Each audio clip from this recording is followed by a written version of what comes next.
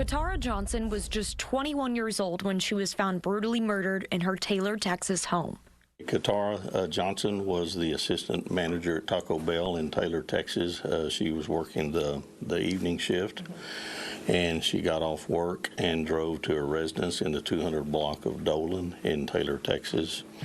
And the next morning, Taylor police got a call. The call was about the discovery of a body, Katara's. She was killed by a gunshot wound to the head. Katara's grandmother found her dead inside. Katara's brother, A.J. Johnson, said their grandmother hadn't seen her car in the driveway, which prompted her to go check. She lived in between my grandmother and our uncle. So on one side of the property, our uncle lived, and then the other side, on top of the hill, that's where my grandmother stayed. Detective Craig Hunter took me to Katara's car. This is her 2003 Mitsubishi Lancer. It was her personal car. She parked it in front of her residence in Taylor, Texas. And after the homicide, the killer or killers took the car, and it was recovered a couple of days later. The car was stolen and abandoned at the Thorndale pool, which was a little over 12 miles away. I asked Detective Craig Hunter if Katara or anyone in her family had connection to Thorndale. That's what we're looking for. Somebody drove it and abandoned it there. Yeah. And so why Thorndale? Why not Austin? Is there anything else that's of importance that we can discuss about her vehicle? Somebody helped move the car. Somebody picked up the killers in Thorndale. Somebody knows something about this car. We need that information. It's a piece of the puzzle that still confuses many to this day. In fact, many still question why Katara.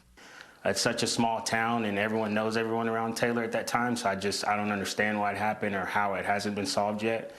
And it's frustrating, it's upsetting, it ticks me off, you know? Yeah. Prior to her death, she hosted a party at a local park down the street from her house.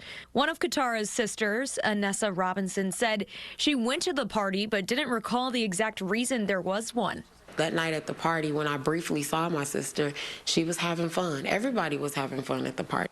I really can't remember exactly what that party was for, but I do know that multiple people were involved in the party. That party or that event may be critical. Anybody seeing anything or hearing anything during that event, we'd appreciate a call from them to maybe help us, lead us in the right direction. As far as evidence, there is little police would like to release at this time. What they want the community and public to know is that they are committed to solving Katara's case. I think that it's important to note that she had many friends, and she was obviously an outgoing person, stand out in the community with a bright future. Katara was a beloved athlete in Taylor, where she thrived on the basketball court. She even had a scholarship offer to a school in Kansas to play basketball. She put her plans on hold, but they were always in her. Today, Katara resides in the Taylor City Cemetery, less than a mile from where she took her last breath.